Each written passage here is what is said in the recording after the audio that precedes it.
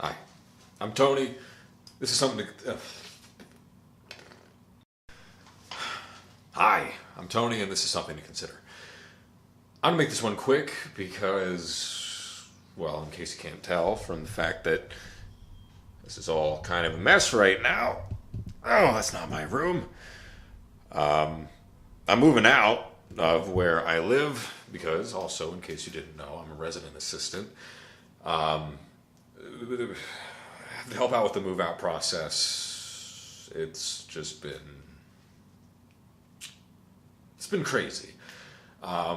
Especially because lots of little things went wrong. There were like dumpsters that should have been there that weren't. A lot of people didn't know what to do with their trash, so there was just stuff everywhere. And it made me think, because as the trash pile got bigger, it would get bigger faster because people would care less because there was already a mess there. And once there's already a mess, it doesn't matter if we make it worse, right?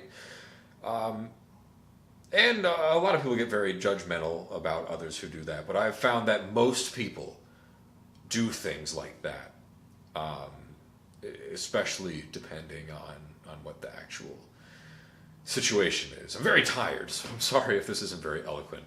The point that I'm getting at, though, and the thing that I want you to consider in this short episode, or at least, at the very least, the thing that I've been considering, is I think it's important as you live your day-to-day life and as you do either a job or whatever else it is you got going on, to consider whether or not your actions are a part of the problem, whatever that problem is that is in front of you. Because sometimes you got to do what you got to do. Sometimes you have to be a part of the problem for yourself. But a lot of the time, for example, if you're moving out of a building that is grossly unprepared for for the quantity of garbage that they're about to have to deal with, and say you just ate fast food and you've got a little fast food thing.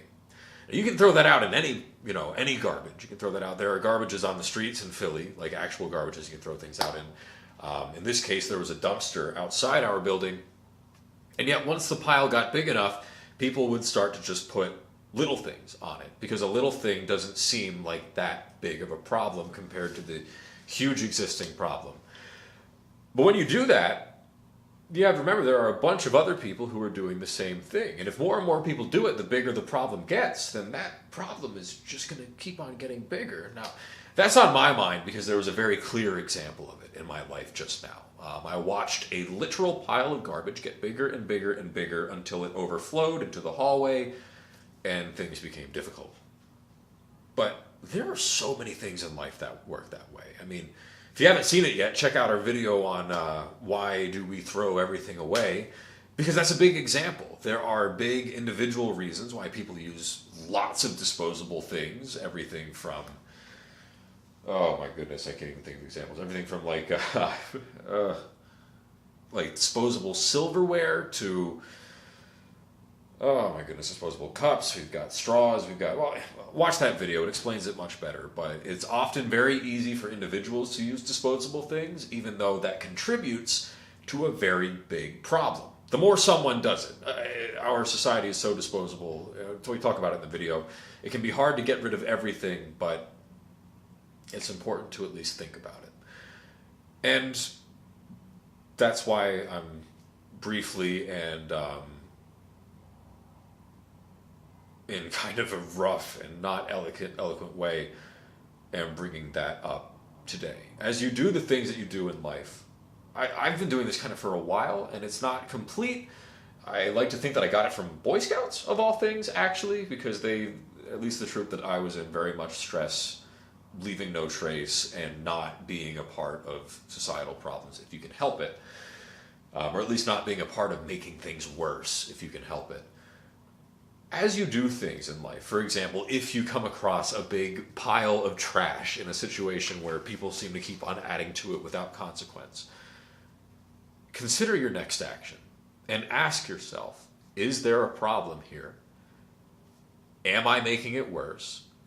And if I do something alternative to not make it worse, how much will that cost me? Because oftentimes you may find that doing something that doesn't make the problem worse only costs you a few extra minutes of time. It means walking down the stairs with your fast food and throwing it in a dumpster instead of doing the easy thing, which is just adding to the already big pile. Even though, for people of all walks of life, trust me, there are piles, and people are adding to them without a second thought. If everybody would think about that a bit more, and based on their means, based on what they're capable of, try to just not contribute to any problems that fail that test in their head, we could stem the bleeding on a lot of really important things that are wrong with the globe. There's a lot more I'd like to talk about that, but I am approaching the end of a very hellish week of work. And as you can see by the state of this room, I just need to get it done. So that's what I'm going to do. But I'm Tony. This is, long story short, my channel. And this has been something to consider. Have a good rest of your day. And more content will be coming soon once I get my life back together after this hell of a job I just helped complete. Holy crap. Thank you all for watching.